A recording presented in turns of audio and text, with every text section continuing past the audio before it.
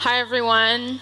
My name is Netta. I am a senior front-end developer at Tikal. And before I start, I have a very important question to all of you. Has everyone already had at least one beer? Okay, so about half of you are in the right state of mind to talk about functional reactive programming in RxJS. Half of you should have had that beer already. Okay, another show of hands. How many people in this room feel very comfortable with RxJS? Okay, we're in for a ride today. What I want to talk about is functional reactive programming. I do want to give a heads up and an apology. My computer is actually not connected. I am sharing my screen with a computer over there, so there's a bit of a lag. Sorry for that, but it should be pretty smooth sailing, hopefully. Okay, so functional reactive programming, or FRP for short, has become a bit of a buzzword. I've heard it thrown around a lot recently. And if you go online, like I did, and try and find resources about this, chances are you'll see stuff that looks like this. This is from the official Rx website. Now, you can definitely say it's complicated, and that is maybe one issue here, but the larger issue to me is that a lot of the resources we have are very, very focused on implementation, and they don't necessarily provide a lot of insight into functional reactive programming as a paradigm. And so what I want to do today is I want to use this demo app that I've built, and I want to talk, we're going to look at code, and we're going to look at implementation and how you do things, but I also want to talk about how you think about things in an FRP world, or in the FRP paradigm. So we're going to do this using a demo app, which is an app that I built. I have a bit of an ADD, so working with productivity timers like this really helps me focus, and that's why I decided to build one. Now, it's pretty straightforward in its capabilities. When you start work, you click the start button, and it'll start to count down. Then when it reaches 0, it'll give you a little alert saying, yay, done working, good job. If you want to take a break and go get a coffee, then you can pause it. And then, if you're me, eventually you realize your coffee break took too long and you haven't gotten any work done, and then you need to restart it. So you can also do that. There are some other things happening here. You've seen the background image change, and we're not going to be talking about all of that, but I will give you a link to the repo so you guys can check it out later and see what's going on here. What I want to talk about specifically today is the start and pause mechanism of the timer, because it turns out that there are some interesting things happening there in terms of FRP. So if you've seen Michel's talk earlier today, you would have seen that he gave a definition of reactive programming, which I think was quite accurate, but I don't remember it right now. But what's important for me to say is that it's a good definition and you should go look at it. I'm not going to define functional reactive programming. What I want to talk about is the building blocks of this paradigm, which are streams and pure functions. So streams are a type that emits values over time. This means that a stream is characterized both by the kind of values it emits and by when it emits those values. In RxJS, they're called observables, and we can actually see one of these in the wild if we go looking at our code. So this is the actual code of the app, and I'm just going to comment out the timer functionality. If I can, if it lets me, good. And then I'm going to use this start stream here, this start observable, to show us all sorts of things. So start is a stream. I am creating it using the from event method that is a part of RxJS. And this means it creates a stream, in our case, from the click event on the start button. And we can actually see what's going on here by subscribing to it and logging the result. So now when we go back to our app and open up our console, we're going to be able to see what's happening inside the stream. Now when I click start, you see what's getting emitted from that from event function is a mouse event type. And in fact, when I click the button again, you'll see it's getting emitted again. And this is a kind of demonstration of what this stream actually is. So it's a stream that emits a mouse event type value, and it emits whenever the button is clicked. One type of stream that we'll be working with a lot today. Then if I look at the second building block of FRP, Functional Reactive Programming, it is pure functions. Again, Michelle also mentioned this, but I'm just going to recap a little bit because pure functions are very important to us in FRP. So these are functions that have explicit inputs, explicit and consistent outputs. So that means they return the same output for the same input every time, and they have no side effects. So they don't change things outside of themselves. And the way we most often use pure functions in FRP is through operators. Operators is a fancy word for a pure function that takes a stream as an input and returns a new stream as an output. And again, we can look at one of these in our code. Let's have a look at the very ubiquitous map operator. So now instead of just immediately subscribing to my stream, I want to pass it through the map operator. Now what map does in RxJS, it's very similar to map in vanilla JavaScript. It takes this input stream here. Oh, by the way, sorry, let me mention that this pipe method is a part of RxJS, if anybody was confused by it. And this is what allows us to pass this stream to this operator or operators here. So what map does is, for every value emitted on this input stream here, it's going to create a new value based on the function that we provided, and it's going to emit that new value in the output stream. So if I were to tell it to map these events to the number 1, then now, again, if I subscribe and log the result, we'll see an error, but when my app refreshes, it's going to be fine. Now when I click it, you see it's emitting the number 1. So what map actually did is it took the start stream that we saw before as an input, it applied the function to it, and it's created a new output stream, and this output stream now emits 1 whenever the button is clicked. So these are our 2 building blocks. And when we're working in FRP, the main question we're asking ourselves constantly is, how do I apply operators to streams in order to create the results I want? So this is the question we're going to keep asking ourselves today as we're looking through the code. Now there's one more thing we need to do before we get into actual FRP logic, which is we want to start by coding our inputs and outputs. And in fact, when I was writing this app, this is what I started from. So this is vanilla JavaScript. Our inputs include things like the start button and the pause button, and then our main output is the timer display. Now the reason I wanted to start from this, there's 2 reasons actually. First of all is that input-output is by definition a side effect. And so when I'm working in FRP, I want to encapsulate it and sort of put it aside, not worry about it anymore, not touch it anymore, not deal with it when I'm writing my logic. This way I'm separating my side effects from my FRP world.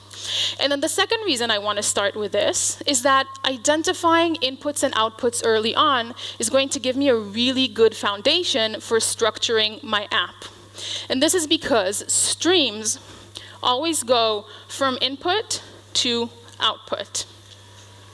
Now when I say input here, I'm talking about any event that happens in our app. So we saw before clicks, it can also be user input, but it can also be server responses. So these are going to be the places where my streams originate. And then the outputs are the changes that I want to create, I as a developer want to create in my app. So usually that will mean changing the DOM. And when I start by identifying inputs and outputs like this, what I'm actually seeing are the places where my streams start and the places where I want them to end. And so now from that I can infer the answer to the question we asked before, which is, how do I apply my operators to my streams in order to create the result I want, in order to go from where I started to where I want to go. So let's have a look at one of these streams, and let's understand it first, and then we'll dive into code. This is the main stream in our app. It's the timer stream, and we're starting again by identifying inputs and outputs. So the input here is the click to the start button, and then the output is that timer display we saw before that is showing these strings of timey-wimey values. And so the first stream I see here is going to emit that mouse event, like we saw before. And then the last stream I see, or the last stream I want to see, is a stream that emits these strings every second. And so this means that I have to transform the two key characteristics of my stream. I have to transform when it emits, and I have to transform the value it emits. So I want to go from a stream that emits on the click to a stream that emits every second. And then I also want to go from this mouse event that we saw before, or mouse value, I want to calculate the value that represents how much time is left on my timer. So let's see this in code. And again, we're starting with this from event that we saw before. And we can create a stream that emits every second using this timer function. This is a part of RxJS. And what it does is, the second argument here is a duration. So it'll emit that often. In our case, 1,000 milliseconds or 1 second. And then the first argument to the function tells it when to start emitting. So I want it to start emitting immediately. That's why I'm passing in here 0. And what this is going to create is a stream that emits every second, starting immediately.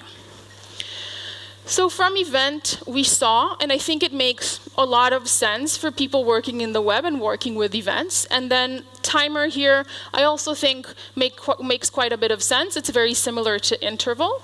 But you can see here that they're being connected by this weirdly named operator called exhaust map.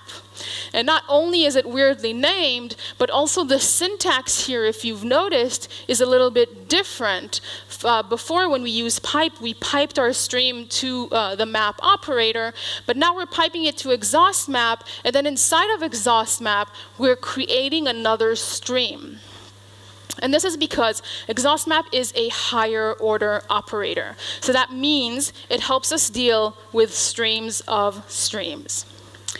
Up until now, we've seen streams that emit values. So things like events, integers, strings, stuff like that. But streams can also emit other streams. And in fact, it's this capability that allows us to create complex behaviors in FRP. However, we need operators, special operators, to help us manage this case. And this is where higher order operators come in.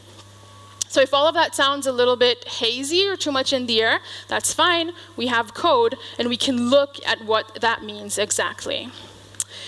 So now what I'm going to do is, I'm going to start off and just take this map operator that I used before, but now I want to use it to create my timer stream, and I just want to see what happens. So I'm going to pass it a slightly shorter duration, just so that it goes a bit faster. And now I want to see what happens when I click my start button. What's getting emitted here is not the timer, it's an observable. If I click it again, you'll see it again. What I've created is an observable that emits observables, so a stream of streams. And this is good. It's going to help me create the timer that I want, but this is not the result I want. What is actually going on here? Well, we saw map before, and map's behavior doesn't change. It's behaving in the same way. What it does is, it takes a value on the input stream, creates a new value, and then emits that value in the output stream. So what I'm telling it to do here is I'm telling it, for every event, create a timer observable, and then emit that timer observable. So that's what we're seeing here in the output stream. And what we want is we actually want to sort of dig one level deeper. We want to get the values from this inner observable and emit them in the output. Okay? And this is what higher order operators do. They get the values from the inner observable and emit them in the output. Let's have a look at a couple of these just so we can see kind of how they work. And I'm going to start with the one that has sort of the most naive strategy for handling this, which is merge map. So I'm going to use merge map to create my timer now.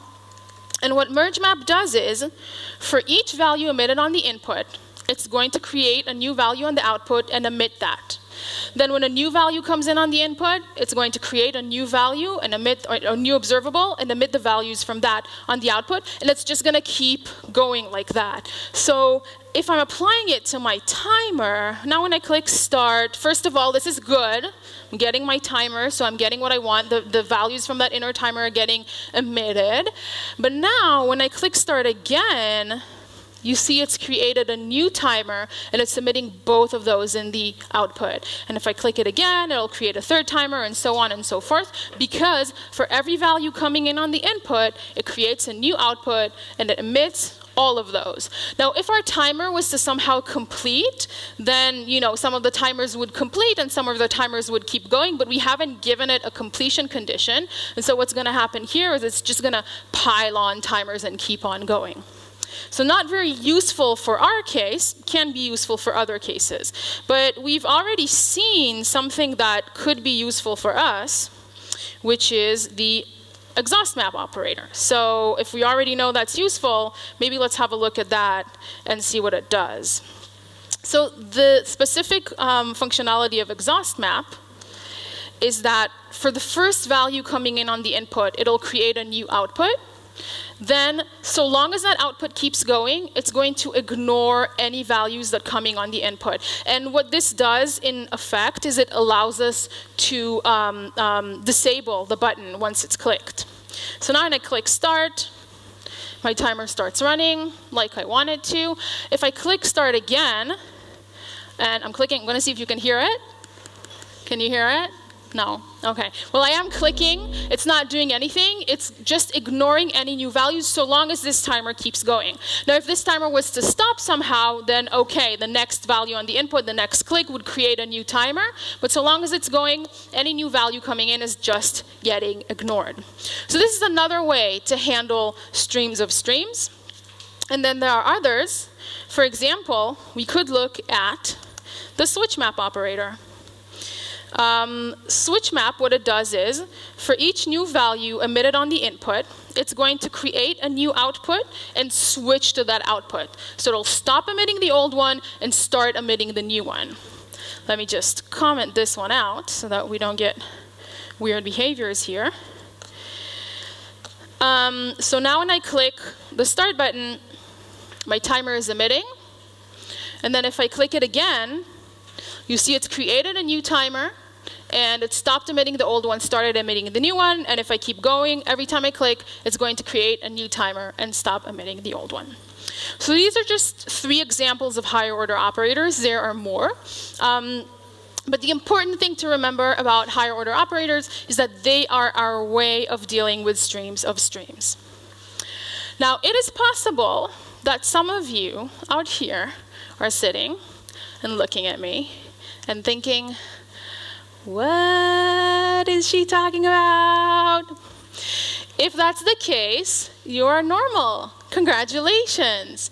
Higher order operators are notoriously difficult to wrap your head around, and it really takes kind of digging into it and using them in order to sort of get a feel for how they work.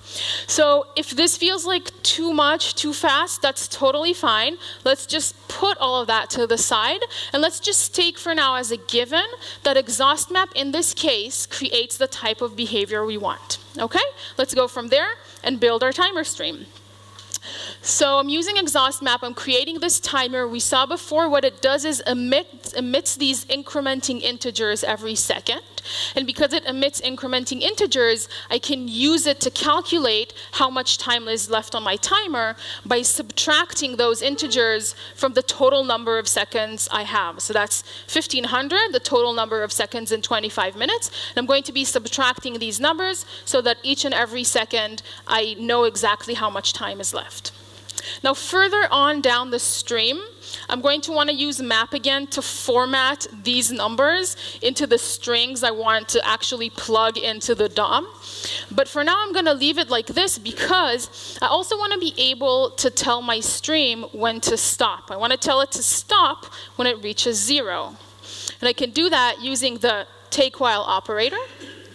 And all this does is it tells my stream only emits values so long as they are larger than or equal to 0. Then when it reaches 0, it's going to complete and stop emitting any more values. And this is it. This is the timer stream. And this is the moment. So do you know this moment when you're coding an app, when you start to believe it's going to be okay? This is that moment because I have my timer stream, I have a grasp on higher order operators, so I'm feeling kind of good, happy, even maybe a little bit confident. And you know that's a lie, right? You know what's going to happen next. The next thing that happens is I think to myself, all I gotta do is implement the pause functionality. How hard could that be? Okay, guys, take a deep breath because the pause functionality has some interesting lessons to learn in FRP. Let's start by thinking about what it is we want to achieve here. So I have this stream already, this timer stream. It starts when start is clicked, and it's emitting these decrementing values. Now I want to somehow combine it with the pause click so that when pause is clicked, it stops. Turns out, this is not so straightforward in RxJS because most of the methods RxJS has for stopping a stream have to do with completing it. So we saw take while before, and there are others. These are all methods that complete the observable. And the problem with that is that once an observable completes, it can never emit any more values.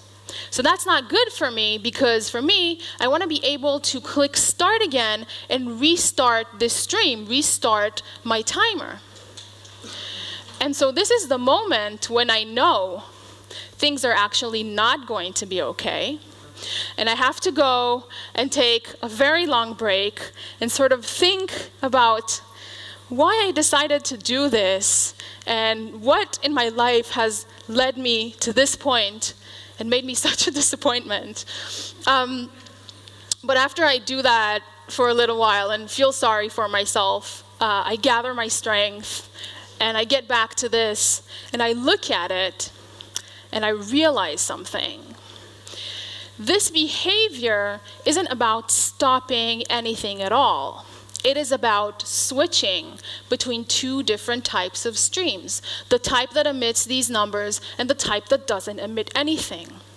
Now, because I'm thinking about switching, that's already pointing me towards the switch map operator. Remember we saw in switch map, whenever a new value comes in on the input, it creates a new output and switches to that output. Well, if I can combine the start and pause click to both be my input, and then map the start to this timer stream, and map the pause to this empty stream, then I can use switch map to switch between them.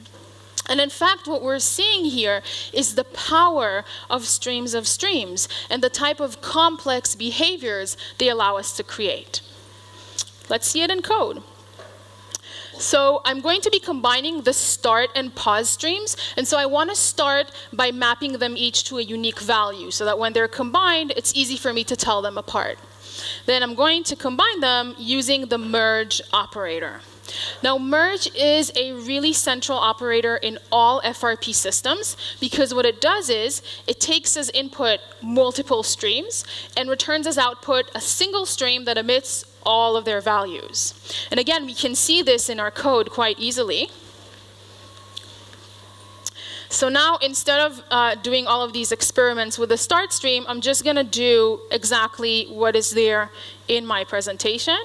I'm going to use map2 in order to map it to the number 1. And map2 is just an operator that maps to the same value every time. So I don't have to provide it with a function. I can provide it with just a value. So I'm mapping start to 1 and pause to 0.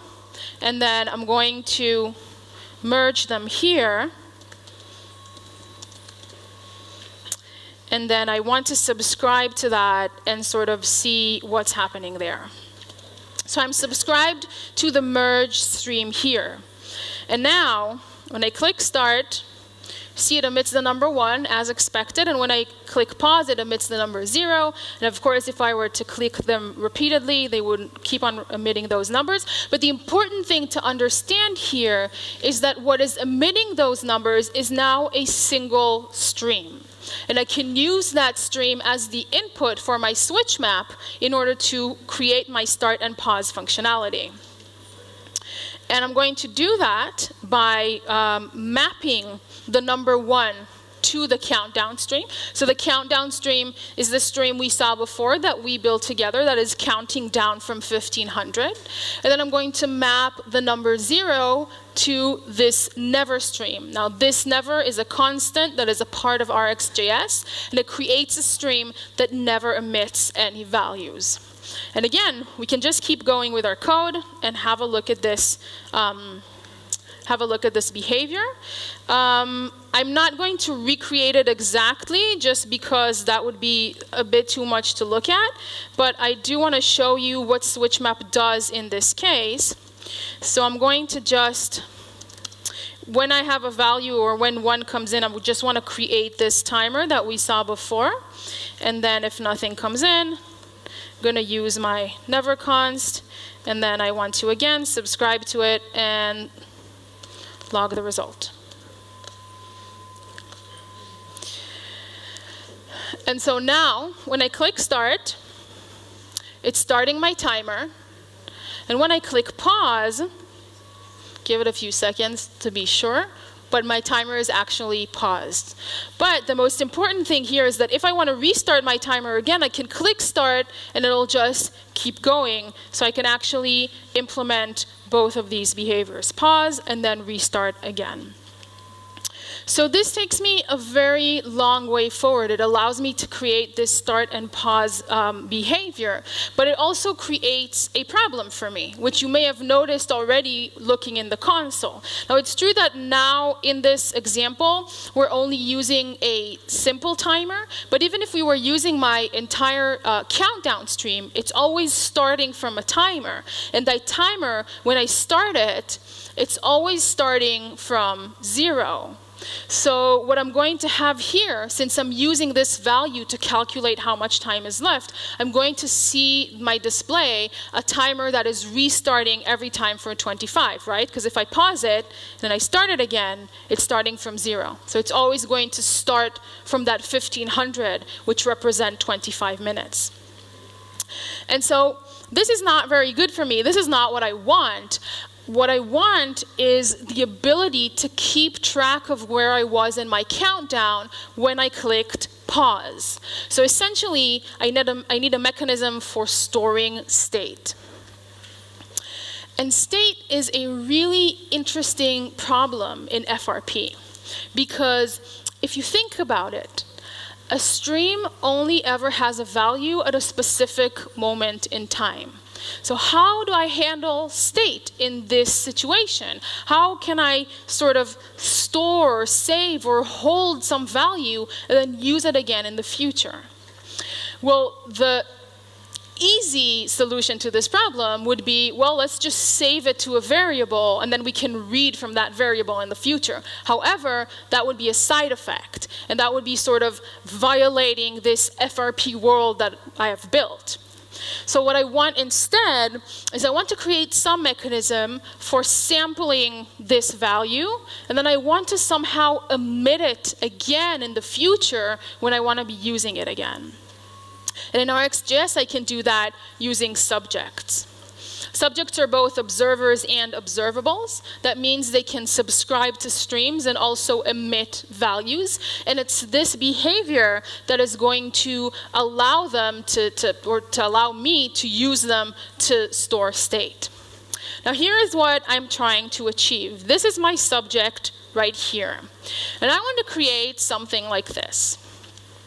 Whenever pause is clicked, I want to sample a value from the countdown stream, and then I want to sample it by my subject and sort of leave it alone. Then when start is clicked again, I want to be able to get that value and use it in order to keep calculating my timer. Now, what I'm creating here, and what looks maybe a little bit weird, is a circular dependency, because the value emitted by this subject is dependent on this stream. So this subject is dependent on this stream, and the stream is also dependent on this subject to keep on calculating its values whenever it's restarted. And it looks a little bit weird, but in FRP it makes sense because they're not going to depend on each other at the same time. And it's this ability that allows us to create these state loops. And in fact, this is something that we expect to see when we're working in FRP. Let's see what this looks like in code. So I'm going to start by creating my subject. What happens with the subject is that once it's subscribed to a stream, it will emit the same values that the stream emits. And this subject is going to be subscribed to this stream here. What this stream does is it emits the value from the countdown stream whenever pause is clicked.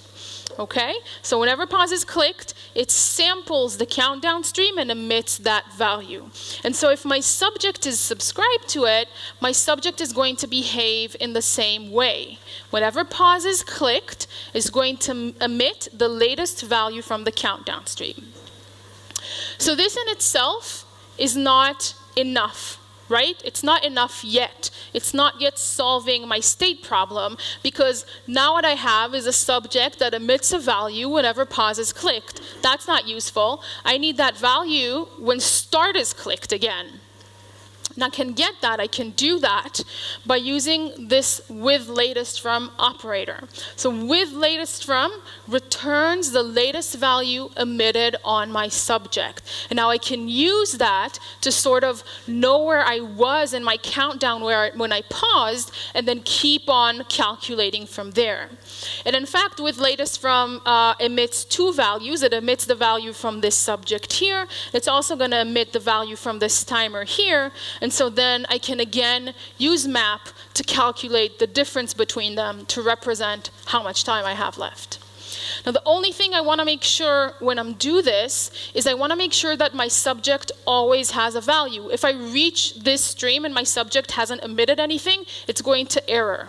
And so I want to change it to be a behavior subject, which is just a subject that is initialized with a value, in our case 1500. And so you see that from the get-go, from the first time that this countdown stream is started, I'm going to have the correct value here to calculate how much time I have left. And that's it.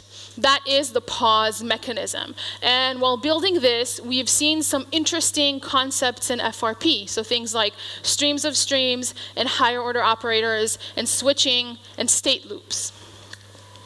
And now, since you know I can read your mind so well, I know what you're thinking right now. And that is, wow, FRP is so simple. In fact, Gil Tayar, who is sitting right here, didn't know I was going to point him out, but he asked me a while back if RxJS wasn't just over-engineering. I said no, surprisingly. If I hadn't said no, I probably wouldn't be here today. Maybe I'd be under a blanket somewhere crying. But no, I honestly don't think it's over-engineering. I think what it is it's a different paradigm. And as such, it is challenging to some very deep-rooted notions we have about what programming is. And that's what makes it so hard. It's hard to have to rethink very deep-rooted ideas. Sometimes we don't even know we have them. But I do think FRP is an incredibly relevant paradigm for the web, because what it's about, essentially, is propagating changes through our app. That is what streams do. And if you think about it, that's a very relevant mental model for web apps, because a web app has no reason to do anything unless some change, some event has happened.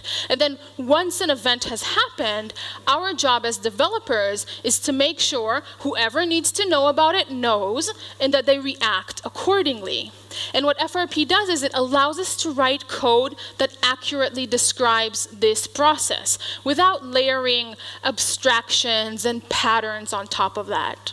And I think this ability of code to accurately describe what it does is the opposite of over-engineering. And I think that is why it is so worthwhile to get into this paradigm, get over that initial hump, and see what we can learn and what we can bring back to our everyday work. That's it for me. Thank you guys so much. There is a link to the repo here. You guys feel free to check it out. And then if you have any questions, feel free to come talk to me. And you can also DM me on Twitter. Thank you.